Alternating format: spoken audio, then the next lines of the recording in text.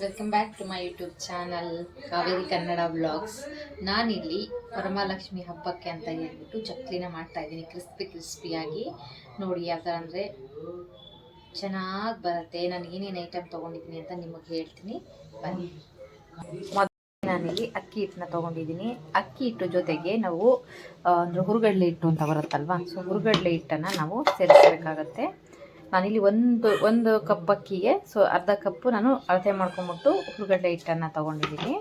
So ಅದಕ್ಕೆ ಎಳ್ಳು ಮತ್ತು ನಮಗೆ ಅದಕ್ಕೆ ಎಷ್ಟು ಟೇಸ್ಟಿಗೆ ಬೇಕಷ್ಟು ಉಪ್ಪು ಮತ್ತು ಖಾರದ ಪುಡಿ. ಸ್ವಲ್ಪ ಖಾರ ಇರಲಿ ಅಂದರೆ ಖಾರ ಜಾಸ್ತಿ ಹಾಕೋಬೋದು, ಸ್ವಲ್ಪ ಇರಲಿ ಅಂದರೆ ಸ್ವಲ್ಪ ಹಾಕೋಬೋದು. ನಾನು ಸ್ವಲ್ಪ ಖಾರ ಜಾಸ್ತಿನೇ ಇರಲಿ ಅಂತ ಹಾಕಿದ್ದೀನಿ. ಸೊ ಇವೆಲ್ಲವನ್ನು ನಾನು ಮಿಕ್ಸ್ ಮಾಡಿಬಿಟ್ಟು ಬಿಸಿನೀರಲ್ಲಿ ನಾನು ಕಲಿಸ್ತೀನಿ. ಬಿಸಿನೀರಲ್ಲಿ ಕಲಸಿ ನಾವು ಹೀಗೆ ಮುಷ್ಟಿ ಮಾಡಿದ್ರೆ ಈ ಥರ ಬರಬೇಕು. ಇವಾಗ ನಮಗೆ ಎಷ್ಟು ನೀರು ಬೇಕು, ಎಷ್ಟು ತೆಳ್ಳೋಗಬೇಕು, ಇಲ್ಲ ನಮಗೆ ಟೆಕ್ಸ್ಚರ್ ಯಾವ ಥರ ಬೇಕು ಆ ಥರ ನಾವು ನೀರು ಹಾಕ್ಕೊಂಡು ನೀಟಾಗಿ ಕಲಿಸ್ಕೊಳ್ಳೋಣ. ನೋಡಿದ್ರ ಕನ್ಸಿಸ್ಟೆನ್ಸಿ ಯಾವ ಥರ ಬರ್ತಾ ಇದೆ ಅಂತ ನೋಡಿ ನೀವೇ ಒಂದ್ಸಲ, ಎಷ್ಟು ನೀಟಾಗಿ ಬರ್ತಾ ಇದೆ ಅಂತ. ಸೊ ಈ ಥರ ಬಂದರೆ ನಮಗೆ ಚಕ್ಲಿ ಚೆನ್ನಾಗಿ ನಮಗೆ ಒಂದು ನಾವು ಹಾಕ್ಕೊಂಡಿರೋಂಥ ಟೆಕ್ಸ್ಚರ್ ಎಲ್ಲ ಚೆನ್ನಾಗಿ ಬಂದಿದೆ ಅಂತ ನೋಡಿ. ಅದು ಕಟ್ ಆಗ್ದಂಗೆ ಎಷ್ಟು ನೀಟಾಗಿ ಬರ್ತಾ ಇದೆ ಅಂತ.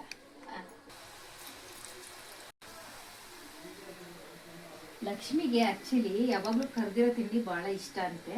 ಅದಕ್ಕೆ ನಾನು ಇವತ್ತು ಚಕ್ಲಿನ ಕ್ರಿಸ್ಪಿಯಾಗಿ ಮಾಡ್ತಾ ಇದ್ದೀನಿ. ಆಲ್ರೆಡಿ ಮಾಡಾಗಿದೆ. ಸೊ ಇವಾಗ ಪೂಜೆಗೆ ಅಂತಾನೆ ನಾನು ಮಾಡಿರೋದು ಇದನ್ನ. ನಾನಿವಾಗ ಚಕ್ಲಿ ಮಾಡಿ ಅಡಿಗೆ ಕೆಲಸ ಮಾಡಿ ಬರೋಣ ಅಂತ ಹೋಗಿ ಬರೋ ಅಷ್ಟರಲ್ಲಿ ನಮ್ಮ ಹಸ್ಬೆಂಡು ಸ್ವಲ್ಪ ಲಕ್ಷ್ಮಿನ ಅರ್ಧ ಅರೇಂಜ್ ಮಾಡಿದ್ದಾರೆ.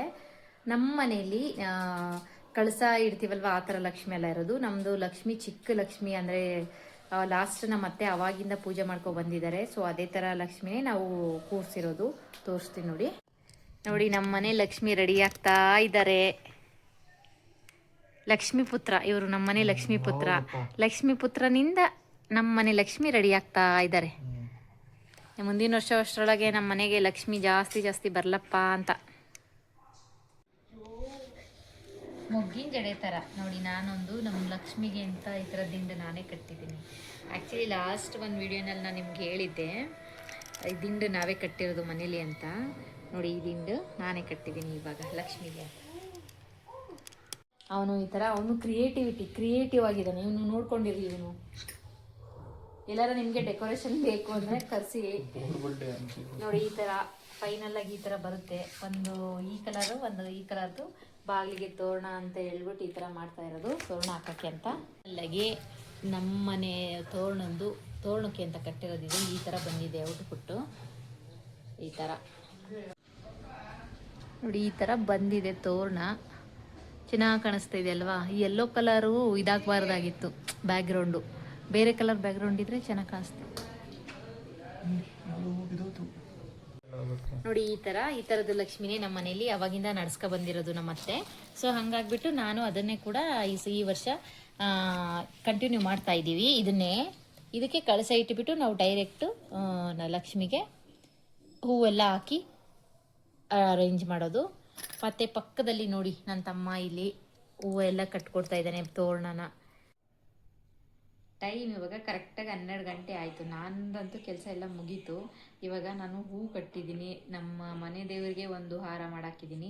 ರಾಘವೇಂದ್ರ ಒಂದು, ಲಕ್ಷ್ಮಿಗೊಂದು 3 ಹೂವು ಮತ್ತು ಹೂವಿಂದೆಲ್ಲ ಕಟ್ಟಾಗಿದೆ. ಹಾರನೂ ರೆಡಿಯಾಗಿದೆ. ಬಾಗಿಲಿಗೊಂದು ತೋರಣನೂ ಆಗಿದೆ. ಬಾಗಿಲಿಗೆ ಹೂವನ್ನು ಕಟ್ಟಿದ್ದೀನಿ.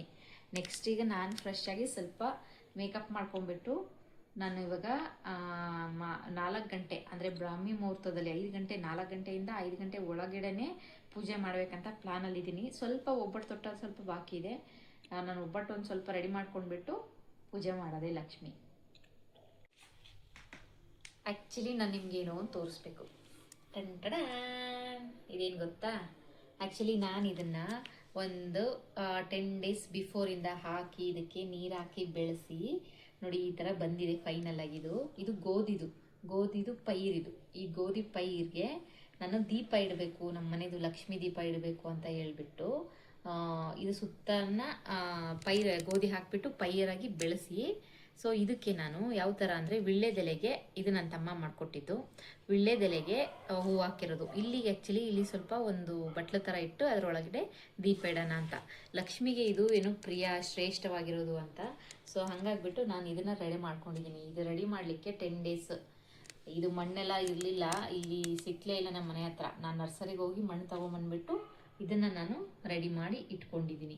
ಸೊ ನಾಳೆ ನಾನು ನಿಮಗೆ ಅಂದರೆ ಮಾರ್ನಿಂಗು ತೋರಿಸ್ತೀನಿ ನಿಮಗೆ ಯಾವ ಥರ ದೀಪ ಇಡೋದು ಅಂತ ಹೇಳ್ಬಿಟ್ಟು. ನೋಡಿ ಈ ಥರ ಬಂದಿದೆ ಫೈನಲಾಗಿ. ಟಂಟಡ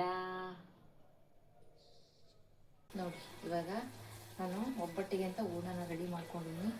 ಇಷ್ಟು ಮಿಕ್ಸಿನಲ್ಲಿ ಸ್ವಲ್ಪ ಇರುತ್ತೆ. ನಾನು ಬೆಲ್ಲನ ಚೆನ್ನಾಗಿ ನೀಟಾಗಿ ಸಣ್ಣ ಹಾಕಿದ್ದೆ.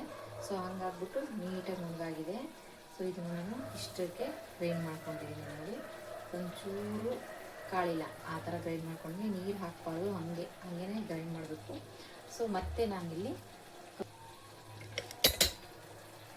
ಸಾಂಬಾರಿಗೆ ರೆಡಿ ಇಟ್ಟಿದ್ದೀನಿ.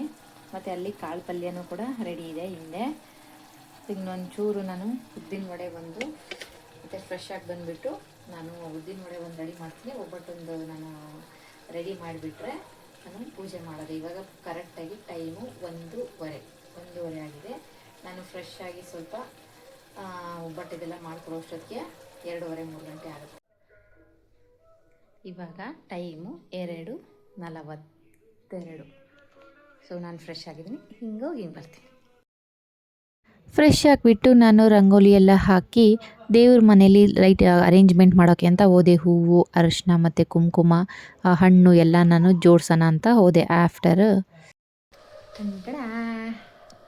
ನಾನು ಹಬ್ಬಕ್ಕೆ ಅಂತ ಇದು ಸ್ಟಿಚ್ ಮಾಡಿಸಿದ್ದು. ಇದು ನನ್ನ ಔಟ್ಫಿಟ್ಟು.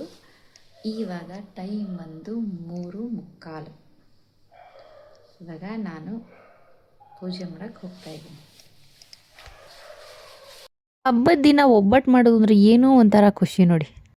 ಅಮ್ಮನವರಿಗೆ ಅಂದರೆ ಲಕ್ಷ್ಮೀ ದೇವಿಗೆ ನಾವು ಮಡಿಲು ತುಂಬೋದು ಅಥವಾ ಬಾಗಣ ಅಥವಾ ಏನಂತೀವೋ ಅದಕ್ಕೆ ಅಕ್ಕಿ, ವೀಳ್ಯದೆಲೆ, ಅಡಿಕೆ, ಬಾಳೆಹಣ್ಣು, ಅರ್ಧ ಕೊಬ್ಬರಿ ಬಟ್ಲು ಜೊತೆಗೆ ಇದು ಒಂದು ಕಾಯಿ ಇಟ್ಟರೆ ನಮ್ಮದು ಏನು ನಾವು ಮಡಿಲು ತುಂಬ ಶಾಸ್ತ್ರ ಪೂರ್ತಿಯಾಗುತ್ತೆ ಅಂತ. ಸೊ ಅದಕ್ಕೆ ಕಾಯಿ ಮತ್ತು ಬಾದಾಮಿ, ಗೋಡಂಬಿ, ದ್ರಾಕ್ಷಿ ಮತ್ತು ತೆಂಗಿನಕಾಯಿ ಇಟ್ಟರೆ ನಾವು ಕೊಡೋಂಥ ಬಾಗಿನ ಪರಿಪೂರ್ಣ ಅಂತ ಹೇಳ್ಬಿಟ್ಟು. ಸೊ ಇಷ್ಟು ಬಳೆ